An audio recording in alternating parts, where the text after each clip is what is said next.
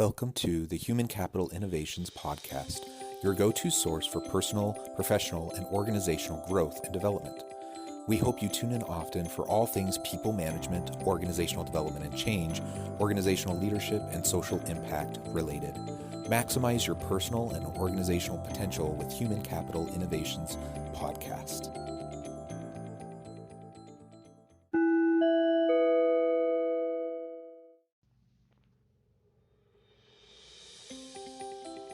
Welcome to the Human Capital Innovations Podcast. In this HCI podcast episode, I talk with Filip Dousek about people analytics and AI solutions for organizations.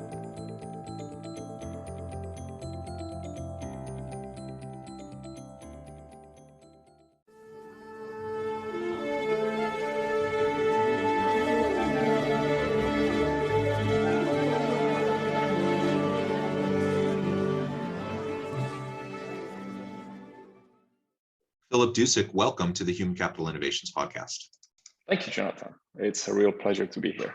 Yeah, I'm excited to have a nice conversation with you today. We're going to be exploring people analytics and AI solutions for organizations. And we'll talk about that generally, but we'll also talk about it within the context of the recent acquisition of Workday acquiring Stories, the organization where you're a co-founder and CEO. And I'll share more about that in your bio here in just a moment. So exploring people analytics and AI solutions, I think will be super interesting and fascinating for everyone. And I think particularly in this technology-driven kind of remote workplace kind of environment, and organizations are trying to do more and more with HRIS and with people analytics. I think we all need to increase our competency level when it comes to these issues. As we get started, I wanted to share Filip's bio with everybody. Filip Dousek was a co-founder and CEO of Stories BI, an augmented analytics startup acquired by Workday Inc. Since then, Filip has been leading the team delivering Workday People Analytics. Before Stories, he focused on enterprise analytics and AI solutions. He has also published Flock Without Birds, a novel about Western civilizations and its paradigm shifts. Super interesting. I've always, I do a lot of writing, but it's all very professional and academic. I've always had this kind of inkling that, someday maybe I'll write a novel, but I'm not sure that'll ever happen. So anyways, kudos to you for doing that. Let's hope you do. Yeah, that's a lot of fun. Well, Filip, anything else you would like to add in terms of your background for listeners before we dive on in? Oh, that's a great summary. Thank you. Okay, well, cool. So I guess the first thing to start off, tell us a little bit more about Stories, the origins and the innovation of Stories, and then we can get into the acquisition by Workday and a little bit more context around that. And then we can get into more about just people analytics more generally, the AI solutions and such. Stories really is an engine that automatically analyzes data. That's what we have built. And from some other angle, it's in a way a automated storyteller. So you can think of it as, let's take in all of the data. And in the case of Workday now, let's take in all the data about our organization, about our workers and employees. And then let's crunch that and let's output just the top 10 or top 20 most interesting stories that we should be looking at. So that's really the core of the engine. And that's what we've built for the last 6 years or so. I appreciate that background. And that's super interesting. So you build up your co-founder, your CEO of Stories, and then you get acquired by Workday.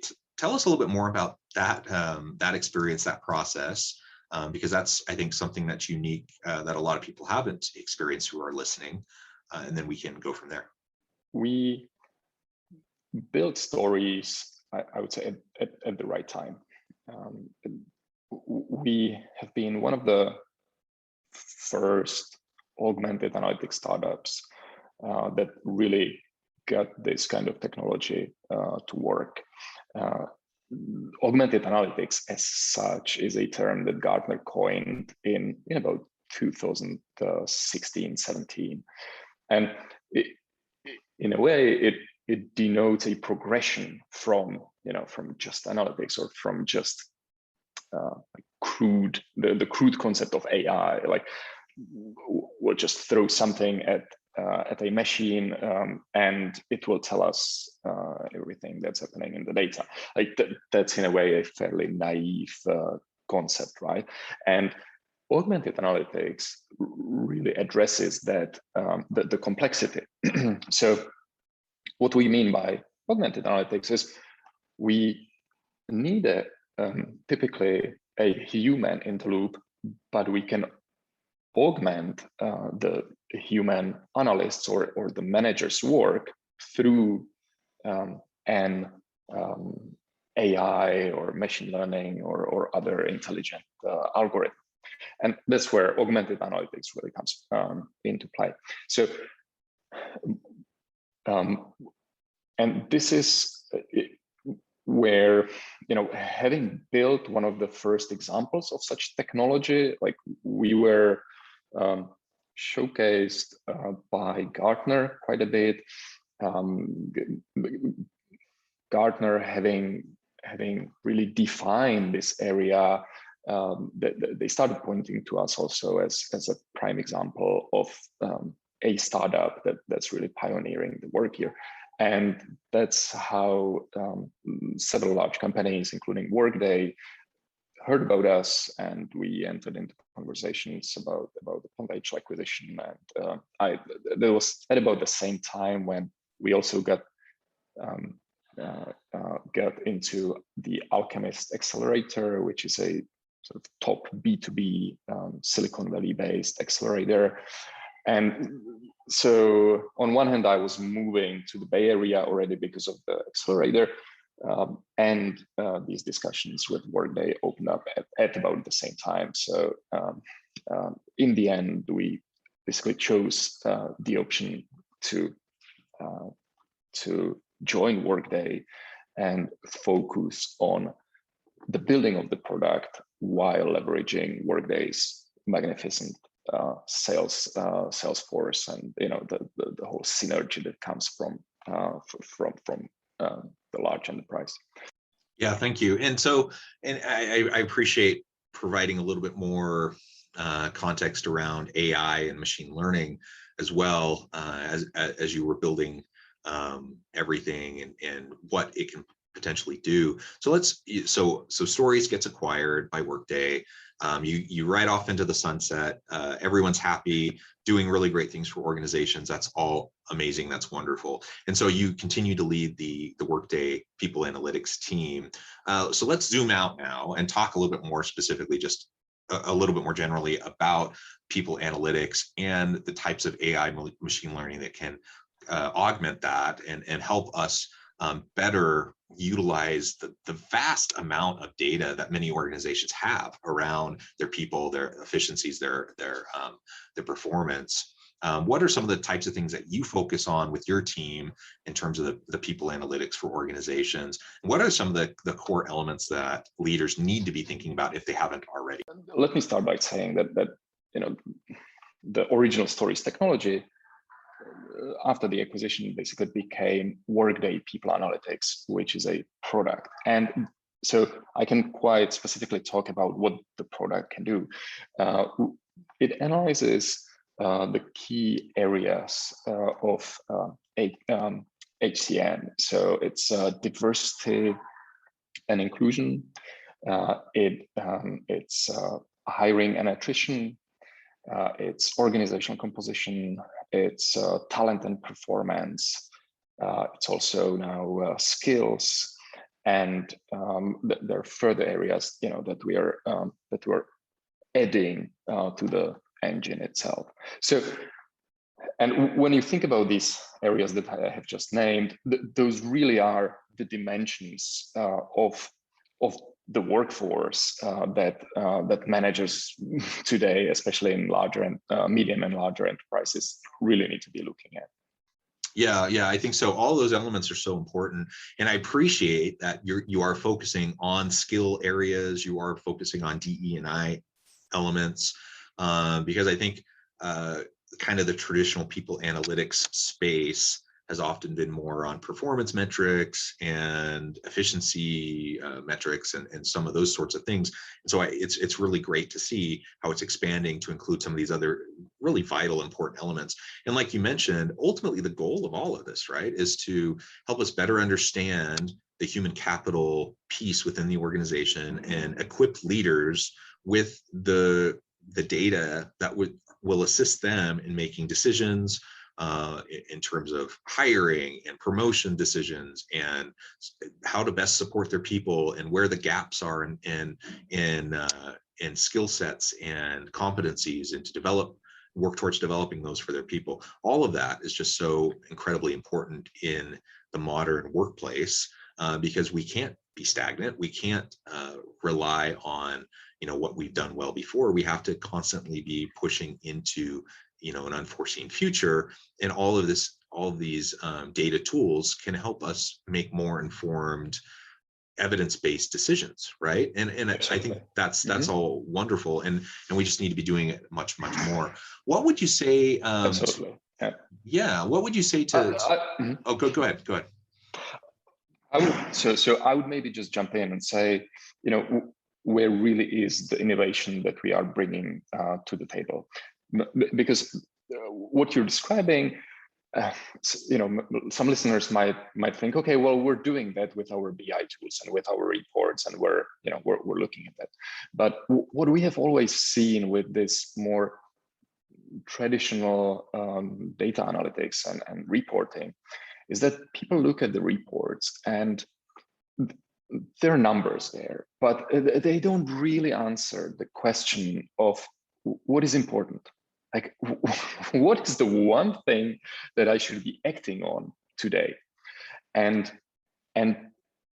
that is really what our engine provides, because it looks at millions of data points and it outputs just the top stories that matter the most, and it ranks them. So when it says, okay, well, you are losing people in this location, and it's mobile Android engineers with this and this tenure, and they have these common characteristics. When you get that story and the engine tells you, and this is the number one story across the whole organization. Like, we looked at those 20,000 people that work in your organization, and this is the number one. Like, that's extremely powerful, right? When it's a ranked story, or when you know that a similar story is the fifth most important one in the organization, but it's the most important one within my own area of responsibility. And so that insight, together with the prioritization, is really where the power lies.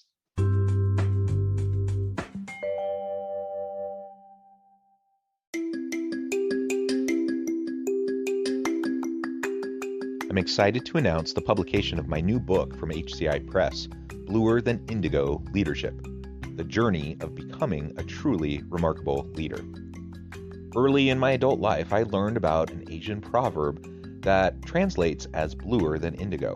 If you think about the color indigo, it is a brilliant, deep, and vibrant blue, what some would call the bluest of blues. To have something that is bluer than indigo is rare and truly remarkable. Contrary to popular myth, there is no one-size-fits-all or cookie-cutter approach to effective leadership. There's no silver bullet, no secret sauce, no go-to model that will solve all of our problems. The truth is, great leaders have all had their unique strengths and flaws, and have all had to discover and then pave their own distinctive path in their life's journey to fulfill their leadership potential. Bluer Than Indigo Leadership will help you discover your own path and explore those ordinary, everyday actions that will help you respond to an uncertain future and produce extraordinary results for individuals, teams, and organizations.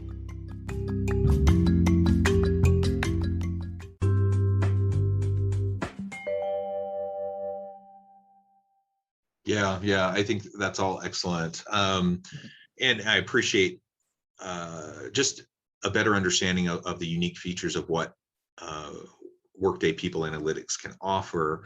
What would you say to organizational leaders perhaps listening to the podcast today, and they do think, yeah, we're already doing some of this with our own reporting, or even perhaps they know, maybe they're a small to medium-sized business, they know that they should be doing this, but they haven't really started even. What would you say would be the first steps that they should take in trying to better understand, their people management and analytics strategy for their team, for their organization?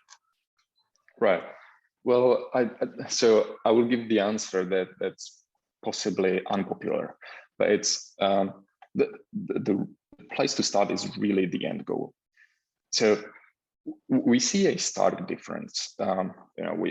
Workday is going through hundreds of customer implementations every year, and we just see a stark difference between two groups of customers.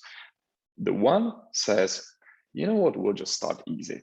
We'll put in our transactional system, we'll start collecting data, we'll see how it goes, and then eventually in phase 2, phase 3, we'll get to analytics. And when you talk to these customers 3 years or 5 years down the road, they are still trying to get to analytics, right? And they are still trying to cleanse their data and define what is it really that they are trying to get out of the transactional system. On the other hand, the group of customers who take the plunge and say, okay, well, we really want to transform our business into a data-driven business. And this is how we think, we as an organization can exist as a data-driven business. They define the vision. They really define how they work in that ideal scenario, what insights they are getting, what metrics they are measuring.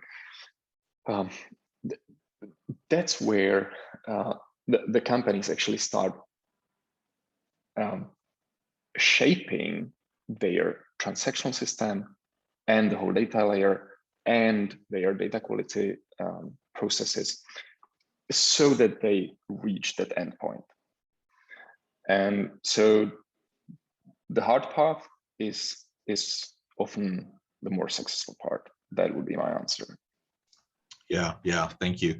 And I agree. I just think it's so important that we begin with the end in mind, that we focus on the why behind what we're trying to accomplish with any strategy, really, but certainly with a people analytics approach. And I'm a big believer in creating people-centric organizations. And so sometimes I think people think, on the one hand, like a people-centric organization, that's at odds with a people analytics strategy, because now you're talking about quantitative stuff, and you're talking about people as numbers as opposed to people as people. And I push back on that, because I say, no, when you have the data to make evidence-based decisions that actually target the specific needs of actual people, you can really do so much more with the resources absolutely. that you have. And ultimately that people-centric organization can thrive as you utilize data more. I would say you can have a non-analytical people-centric organization as long as you know everyone in the company, right? So if you have a startup of 30 or 50 people, that's good. That's fine. But if you have hundreds or thousands or tens of thousands of people in your organization, how can you make a people-centric organization without knowing anything about those people, right? So data there is the best proxy for connection in those large organizations. Yeah, exactly. And to your point, in small organizations, it's all built upon this idea that you interact with people, you just know them, right? You know what's going on. When you don't have metrics, when you don't have the analytics to support decision making in a large organization, inevitably what ends up happening is it's still based on stories, but instead of knowing the story of every person, it's all anecdotal and you only know little pockets. And so then you're making decisions for everybody that's based on extremely limited understanding of the circumstances of everybody. And that becomes really problematic. And especially when we're talking about like DE&I, for example. I mean, goodness, if you want to have indefensible types of policies, practices, procedures, and promotional practices and such in an organization, do it based off of anecdotal understanding of your people and their needs. And inevitably what ends up happening is those implicit biases that we all have start to manifest because you're allowing those narratives to drive your decision making as opposed to what the data is actually telling you. So, I mean, for so many reasons, as you've well articulated, we just need to make sure that we're utilizing this data. And if we don't have it yet, or if we have it but we don't really know how to utilize it yet, it's worth taking the time, prioritizing this, because it's going to have a tremendous ROI. I can give you an example from Workday as such, like how Workday works actually internally with its employees. We've employee culture, employee engagement is a huge topic at Workday. And Anil Bushri, the CEO, used to say that culture beats strategy, right? And that's a really interesting notion, and it's fantastic to see from the inside really how much attention is given to culture at Workday. And the best part of that is it's very data driven. Like Workday's people culture is very data driven. So we have now recently acquired another company that's called Peakon, right? And Peakon basically does employee engagement through surveys and analytics. But even before Peakon, there was a weekly survey that would be sent out to everyone at Workday, and every employee would get 3 questions. So it would take 1 minute to answer. But every manager then had, an anonymously collected perspective of how their team is doing. And this was really informative, even actually in those situations where you would think, okay, I have 10 people working for me, I know what's happening here. But quite often what the people then basically relay anonymously can be quite different from what you actually hear directly. And so with a system like this in place, every manager has a very direct feedback from their teams, whether their team is 10 people or 500 people, and they really know what to focus on when they want to be improving the employee experience. So now with Peakon in place, we have actually just gone live internally about a week ago at Workday with Peakon, and that's a really great upgrade of that process. Like everybody at Workday now is really buzzed about what we get there. And the next step on the journey will be certainly like connecting Peakon with our people analytics insights. And so that's something that we will be working toward and building for our customers, that kind of integration as well. Yeah, that's super interesting. And it speaks to the need, the importance of more real-time feedback. So the older model of like the annual engagement survey, that then, you collect the data for a couple of weeks, and then, so I take the survey, after a couple of weeks it closes, and then people do their analyses and everything, and then they pass it along to the upper management team, and then over time it trickles its way down to other levels of the organization. And sometimes it's months, maybe half a year later, that you actually start to like have a meeting where you see how this information is being utilized. And by that point, it's almost useless information anyways. And so just having more real-time understanding of where you're at, more pulse surveys. I love the idea of a simple weekly survey just to understand where you're at, where the gaps are. I think that's tremendous. And if anyone listening, you're thinking, oh, we've never even done an annual survey. Okay, well, you need to start somewhere. So start somewhere, get a little bit of comfort and familiarity with it, get some people on your team that can help with that. But that's certainly a really low bar, and we need to get past that quickly. We need to get to the point where we're just having it on an ongoing basis, better understanding our people, what's driving them, what their performance issues are, and how we can better support them through mentoring, coaching, career, professional development. Well, Filip, it has been a real pleasure chatting with you today. The time has flown by. I recognize we're getting close to the end of our time. I don't think I said at the beginning, but you are joining us from Prague. So it's getting into the evening there. I'm sure you have plans. So we're going to let you go. But before we close out this episode, I wanted to give you a chance to share with listeners how they can get connected with you, find out more about Workday, find out more about the work that you're doing, and then give us the final word on the topic for today. Thank you, Jonathan. So I am present on pretty much all of the usual social media channels. I'm on LinkedIn, Instagram, Twitter. If you look for Filip Dousek, you will find me there. And also, if you want to see a little bit more about my upcoming novel, you can find more at www.flockwithoutbirds.com. And so I would love to hear from the listeners and stay in touch. It's been a pleasure. I encourage listeners to reach out, to get connected, to find out more about what Filip can do for you. And as always, I hope everyone can stay healthy and safe, that you can find meaning and purpose at work each and every day. And I hope you can have a great week.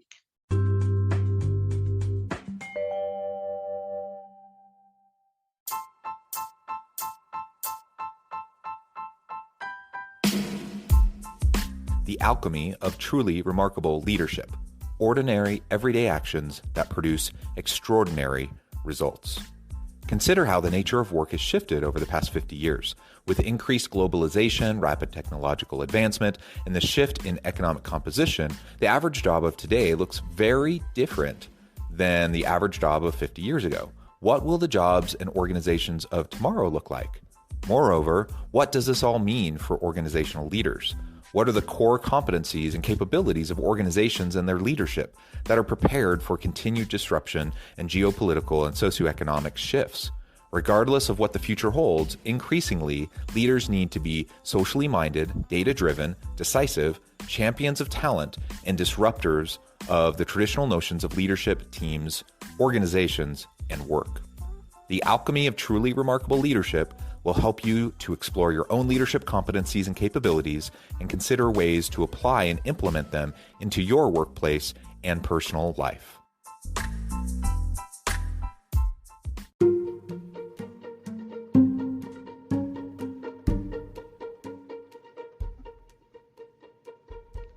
Check out Human Capital Innovations magazine, Human Capital Leadership. Human Capital Leadership is a free, interactive e-magazine with the mission to help individuals, leaders, and organizations find innovative approaches to maximize their human capital potential. We publish issues quarterly in August, November, February, and May. Take a look at the latest issue and let us know what you think.